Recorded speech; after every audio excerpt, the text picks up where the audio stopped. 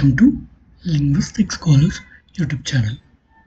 In this lecture series on phonetics and phonology as part of segmental features, today we are going to look at length and juncture.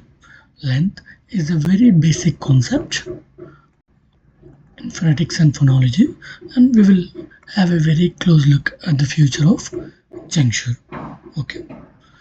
Basically, length refers to the amount of time it takes to produce a sound. Let's say any word. Let's take the word length. Okay. This word has many sound segments. And each is different from the other sound. So the duration for the production of one segment is different from the other because they are different from one another. As a result, we refer this duration is called as length.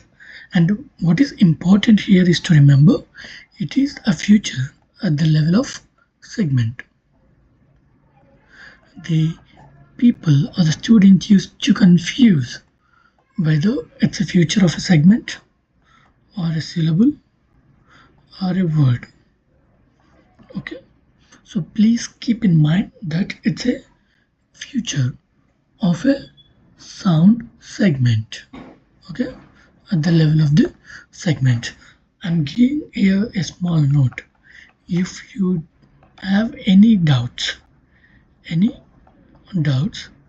or you are not clear about a particular topic, you can write to us so that we can make a clear video on it and we will post it in the YouTube channel. You can write to us on net JRF scholars @gmail.com. So please write if you have any doubts or if you need better clarity in any topic of linguistics and applied linguistics. And now we will look at juncture. It's also a suprasegmental feature. So please take the note of all these points that are given in this slide so it's become easy for you to revise. It refers to a pause or slightly delayed pause in a continuous flow of speech. Transition characterizes the movement from one sound to another within a word or a phrase. Let's say the speech itself is a combination of words or phrases, right? So when we are in a flow of speech, okay, we sometimes give pauses.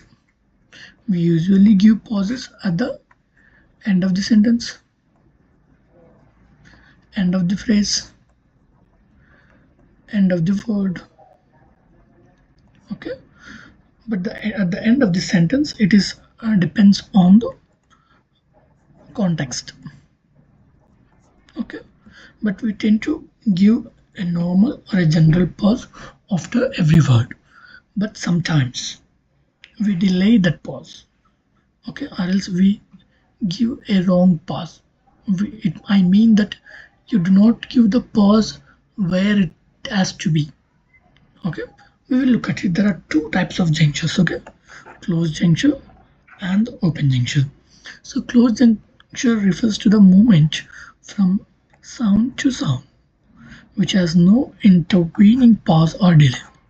Okay, as you can see here, these are the phrases, combination of true words, right?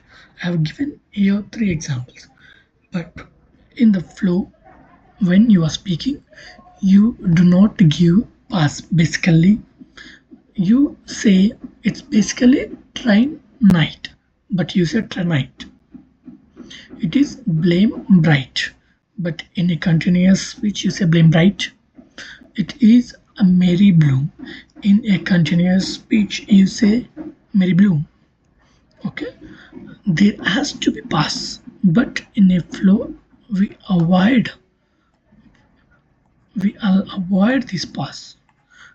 Such type of phrases are in closed juncture. Okay, then open juncture.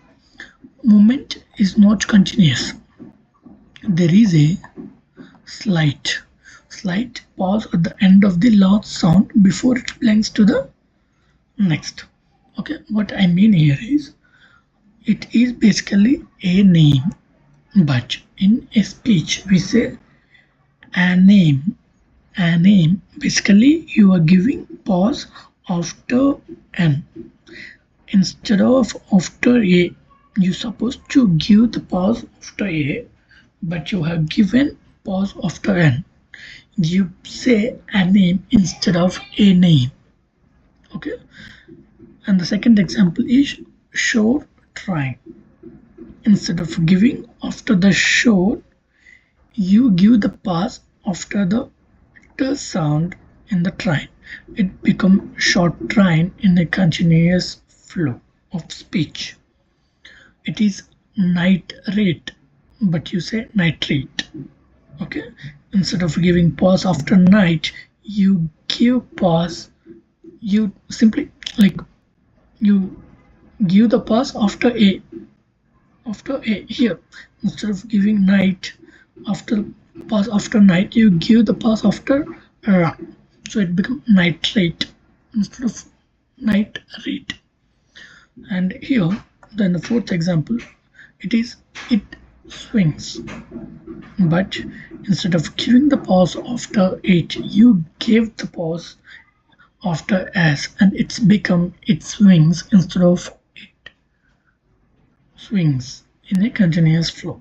So there are two types of junctures, close and open. In the closed juncture, you basically avoid the pause. In the open juncture, you delay the pause. You combine the next segment of the next word, and you give a pause after it. So this is all about the suprasegmental features. We made total 3 videos on suprasegmental features. Okay, we have started with stress, tone, intonation. Okay, and then today we have looked at length and juncture, and in between we have also looked what is pitch to understand tone and intonation. Okay, so please refer to those 3 videos for suprasegmental features in phonetics and phonology. If you have any queries or you are not very clear about any particular topic in linguistics or apply linguistics, you can write to us on netjrfscholars@gmail.com so that we can make a better video to make you understand the concept.